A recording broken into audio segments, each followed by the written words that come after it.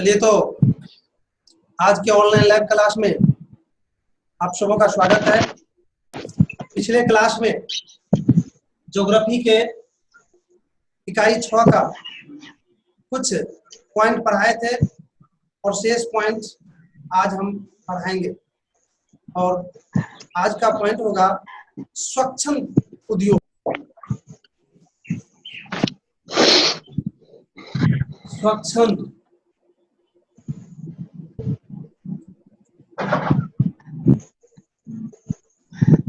आप लोग भी लिख लीजिए। पहले इसको आप अच्छी तरह से समझ लीजिए, स्वच्छंद उद्योग क्या होता है। मेरे भाई, स्वच्छंद उद्योग उस उद्योग को कहा जाता है जिसमें कच्चा माल का उपयोग लगभग नहीं किया जाता है। सिर्फ बुद्धि विवेक से वहां पर काम किया जाता है, वस्तु के रूप को बदला जाता है, उसे ही स्वच्छंद उद्योग कहा जाता है। मैं एक उदाहरण दूं, चाकू, छुरी, कैंची इत्यादि में उसमें धार किया जाता है, जिसको सान कहते हैं, सान किया जाता है। उस तरह का जो उद्योग होगा, क्या उसमें कोई कच्चा माल की जरूरत है?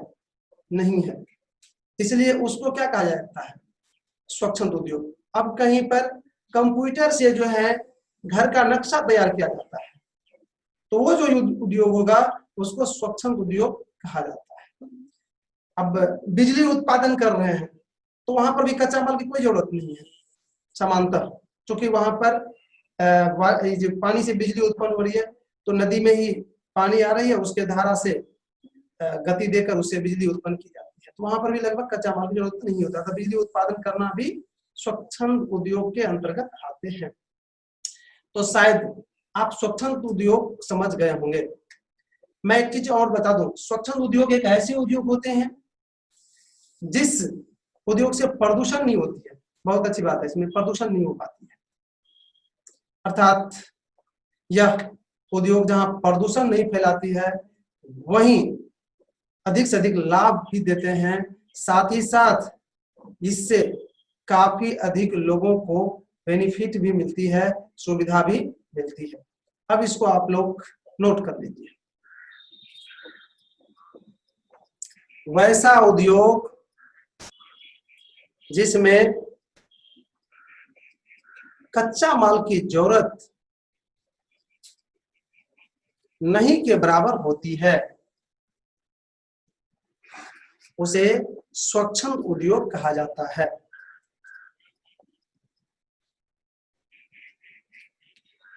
इस उद्योग में सिर्फ बुद्धि, विवेक और तकनीक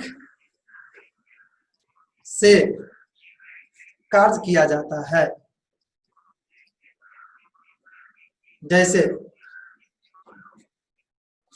जैसे चाकू, छुरी,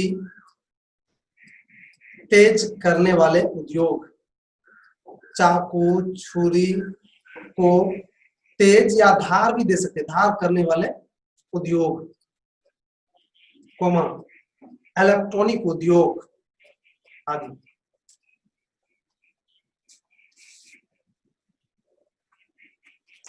तो आपने स्वच्छंद उद्योग को समझ भी गए और शायद लिख भी लिए। फिर भी अगर कोई डाउट है तो आप हमसे पूछ सकते हैं, पूछिए। चलिए, तो अच्छी बात है कि आप लोग को कोई डाउट नहीं है। हम आगे बढ़ते हैं। अगला पॉइंट है आपका निरु उद्योगीकरण। सही है ना?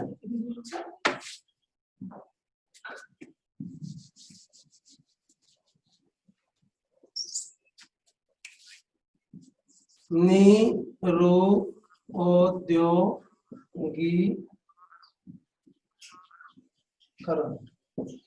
निरु उद्योगीकरण।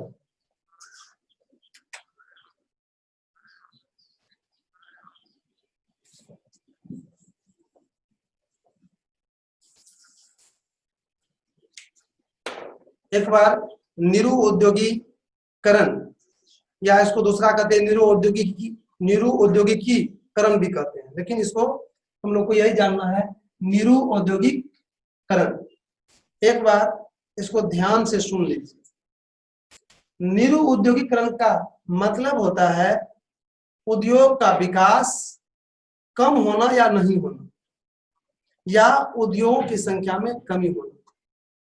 अर्थात सीधा हो गया कि निरु औद्योगिकरण का अर्थ निगेटिव वे में है, अर्थात उद्योग की संख्या जब कम होती है, उसका विकास जब रुक जाता है, तो उसके लिए निरु औद्योगिकरण शब्द का उपयोग किया जाता है। और अब ये जानना है हमको कि आखिर निरु औद्योगिकरण की स्थिति क्यों उत्पन्न होती है। मैं एक दो कारण बता दूं, उसे बहुत सारे कारण है, एक दो कारण बता दूं। सबसे पहला कारण है तकनीक का जन्म। जब नए तकनीक का जन्म होता है तो पुरानी जो उद्योग होती है वो बंद होने लगती है, अर्थात उद्योगों की संख्या में कमी आने लगती है। और दूसरा है बड़े बड़े उद्योग का निर्माण होना। जब बड़े बड़े उद्योग का निर्माण होने लगते हैं तो छोटे छोटे उद्योग अपने आप बंद होने लगता है। और तीसरा है विदेशी वस्तु का अधिक से अधिक निर्यात करना, विदेशी वस्तु का अधिक से अधिक आयात करना। आयात मतलब होता है किसी देश से लाना। जब विदेशी वस्तु का काफी संख्या में, काफी मात्रा में हम आयात करेंगे तो हमारे देश में जो उद्योग होगा उसके सामान का बिक्री कम हो जाएगा, फिर उसको बंद करना पड़ेगा। तो ये 3-4 चीज हमने निरु औद्योगिकरण के कारण को बताया। अब मैं एक छोटा सा चीज पर और चर्चा करूंगा। भारत, शायद मालूम होगा आप लोग को कि सबसे पहले औद्योगिकरण मतलब उद्योग का जो विकास शुरू हुआ था वह इंग्लैंड में शुरू हुआ था। और भारत में 19वीं शताब्दी अर्थात 1854 ईस्वी में औद्योगिकरण शुरू हुआ है। पहला उद्योग सूती वस्त्र उद्योग मुंबई में स्थापित हुआ था, शायद मालूम होगा आपको। उसके बाद औद्योगिकरण शुरू हुआ था। और भारत में जब औद्योगिकरण शुरू हुआ था तो कुछ ही दिनों के बाद उसको दुनिया के इतिहासकारों ने, भारत के बुद्धिजीवियों ने निरु औद्योगिकरण की संज्ञा दी थी। क्योंकि जैसे ही भारत में औद्योगिकरण शुरू हुआ अर्थात बड़का उद्योग स्थापित होने लगा तो छोटा छोटा उद्योग बंद होने लगा। काफी, चूंकि औद्योगिकरण से पहले घर घर में लगभग उद्योग चल रहा था छोटा छोटा, वो सब बंद हो गया, इसलिए उसको निरु औद्योगिकरण की संज्ञा भी दिया गया। एक छोटा सा जानकारी दिया। अब शायद निरु औद्योगिकरण क्या है, ये क्यों उत्पन्न होते हैं, इस समझ गए आप शायद। अब इसको पहले नोट कर लीजिए आप। निरु औद्योगिकरण, निरु औद्योगिकरण का अर्थ है, निरु औद्योगिकरण का अर्थ है उद्योगों में कमी आना, उद्योगों में कमी आना। पूर्ण विराम। निरु औद्योगिकरण के, निरु औद्योगिकरण के कई कारक है, निरु औद्योगिकरण के कई कारक है, जिसमें से प्रमुख इस प्रकार है, जिसमें से प्रमुख इस प्रकार है के बाद डैश दीजिए और 1 नंबर में लिखिए आधुनिक तकनीक का जन्म।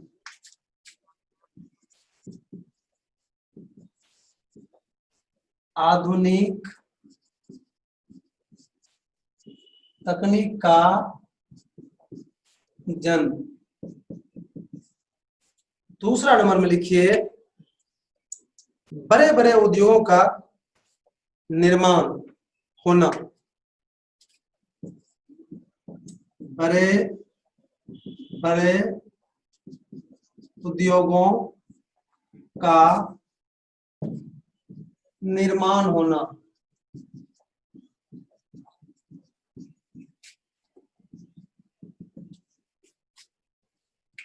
और तीसरा लिखिए विदेशी वस्तुओं का अधिक आयात होना।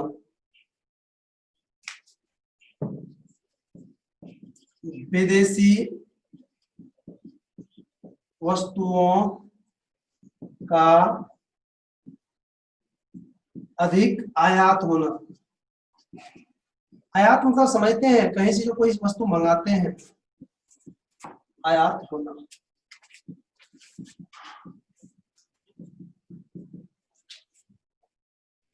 और चौथा लिख लीजिए उद्योगों में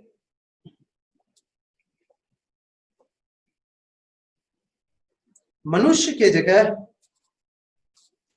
उद्योगों में मनुष्य के जगह मशीन का उपयोग होना।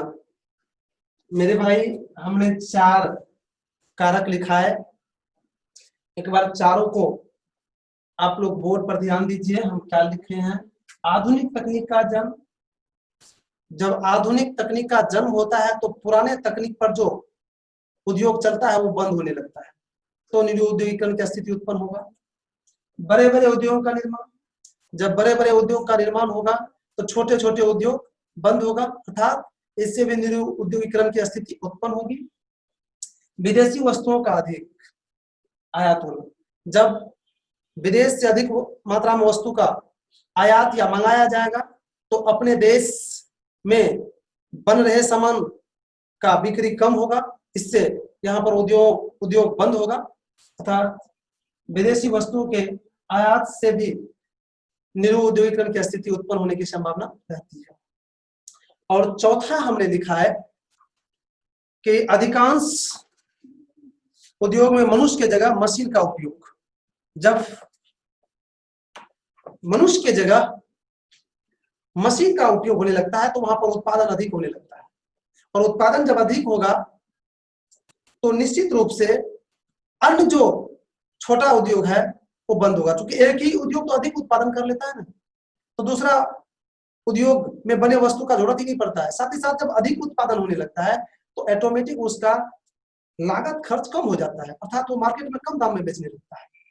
तो स्वतः ही जो छोटा उद्योग है या फिर जहां हाथ से काम होता है उसमें जो वस्तु बनती है वह काफी महंगी होती है, उस पर लागत खर्च अधिक होता है, अतः वो मार्केट में नहीं बिक पाता है, अर्थात उसको बंद करना पड़ता है।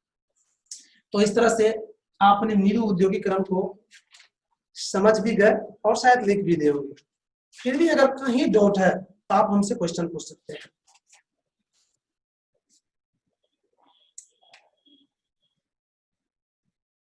चलिए, तो अच्छी बात है कि शायद आप लोग को कोई दिक्कत नहीं है। हम आगे की ओर बढ़ते हैं। अगला पॉइंट बहुत ही बढ़िया है, फोर्डिज्म और पोस्ट फोर्डिज्म।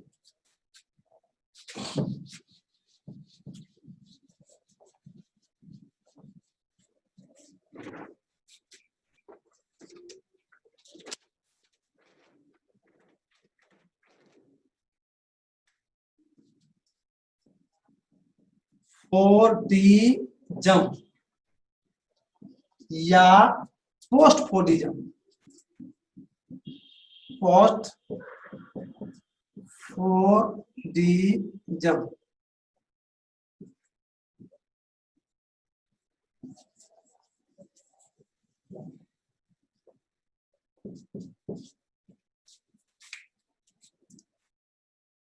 बच्चे एक बार पेन को नीचे रखिए और थोड़ा शब्द से आप लोग को क्लिष्ट लगता होगा, बस 30 सेकंड की बात है, 30 सेकंड बाद ही हल्का हो जाएगा, रुइया बन जाएगा। तो चलो इसको रुई बनाओ। क्या है फोर्डिज्म? मैं बता दूं आप लोग को, फोर्डिज्म एक व्यक्ति के नाम पर एक सिस्टम का नाम है। एक व्यक्ति के नाम पर एक सिस्टम का नाम है फोर्डिज्म।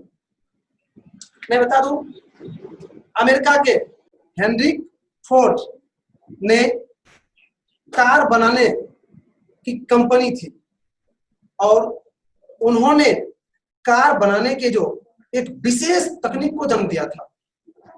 और उस तकनीक को, उस प्रणाली को बहुत ही सराहा गया, बहुत ही लोग उपयोग किया, बहुत ही देश उसका अनुसरण किया, और फिर उसी के नाम पर वो जो कार बनाने की जो तकनीक थी, उस तकनीक का नाम रख दिया गया फोर्डिज्म, अर्थात हेनरी फोर्ड के नाम पर एक कार बनाने की तकनीक, या कहिए कि उद्योग चलाने की तकनीक विकसित हुई, जिसको फोर्डिज्म कहा गया। अब है पोस्ट फोर्डिज्म। फिर कुछ दिन के बाद क्या हो गया, तो वही जो कार बनाने की जो तकनीक थी, वह तकनीक का दूसरा रूप दिया गया। वही जो बदला हुआ रूप था, उस बदला हुआ रूप को कहा गया पोस्ट फोर्डिज्म, अर्थात फोर्डिज्म का ही दूसरा रूप पोस्ट फोर्डिज्म कहलाया। इसके अंतर्गत क्या होता था, तो छोटा उद्योग को विशेष महत्व देना शुरू कर दिया। इसके अंतर्गत तो बड़ा छोटा दोनों था, लेकिन इसके अंतर्गत छोटा उद्योग को विशेष महत्व देने लगा। कहा कि नहीं, छोटे उद्योग से भी अधिक मुनाफा कमाया जा सकता है, उससे भी लोगों की आवश्यकता की पूर्ति की जा सकती है। उसी तकनीक को पोस्ट फोर्डिज्म कहा गया। तो शायद क्लियर हो गया आप लोग को कि फोर्डिज्म क्या है और पोस्ट फोर्डिज्म क्या है। अब हम इसको लिखाने जा रहे हैं, चलिए तो आप लोग इसको नोट कर लीजिए। संयुक्त राज्य अमेरिका के प्रसिद्ध उद्योगपति हेनरी फोर्ड के द्वारा निर्माण करने की एक विशेष प्रणाली को जन्म दिया गया। उसी प्रणाली को फोर्डिज्म कहा जाता है, कहा गया। उसी प्रणाली को फोर्डिज्म कहा गया। पूर्ण विराम। अब पैराग्राफ चेंज कर दीजिए। पोस्ट फोर्डिज्म कोमा फोर्डिज्म का बदला हुआ रूप है, पूर्ण विराम, अर्थात छोटे लचीले विनिर्माण इकाइयों को बढ़ावा देने वाली प्रणाली को पोस्ट फोर्डिज्म कहा गया। इस तरह से आपने फोर्डिज्म और पोस्ट फोर्डिज्म को समझ गए और शायद लिख भी लिए होंगे। अब अगर थोड़ा सा डाउट है तो हमसे पूछ लीजिए।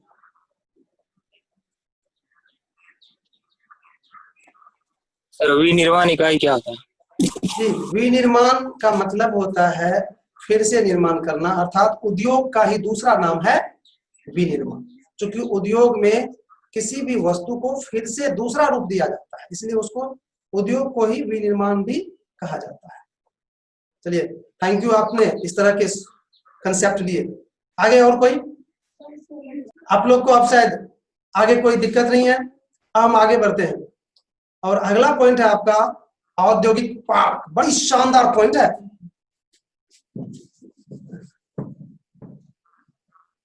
क्वेश्चन जब होता है ना तो हम लोग को एनर्जी मिलती है, बहुत मन लगता है पढ़ाने में। क्वेश्चन जब नहीं होता है तो एक और दिन मन लगता है। चलो मेरे भाई, अगला पॉइंट था आपका औद्योगिक पार्क।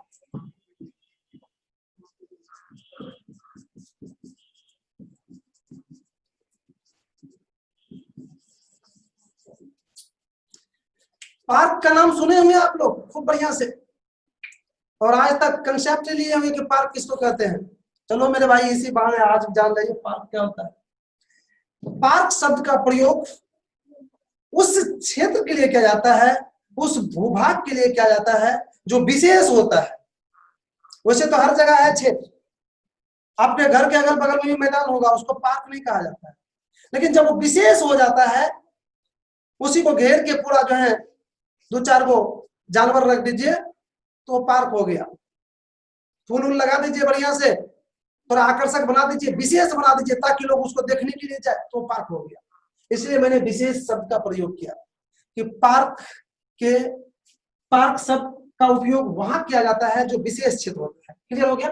अब औद्योगिक पार्क क्लियर है, वैसा क्षेत्र जहां पर उद्योग ही उद्योग हो, अर्थात जिस क्षेत्र में उद्योग अधिक संख्या में हो, साथ ही साथ वहां भवन एवं अन्य कार्यालय उद्योग से ही संबंधित हो, उस क्षेत्र को औद्योगिक पार्क कहा जाता है।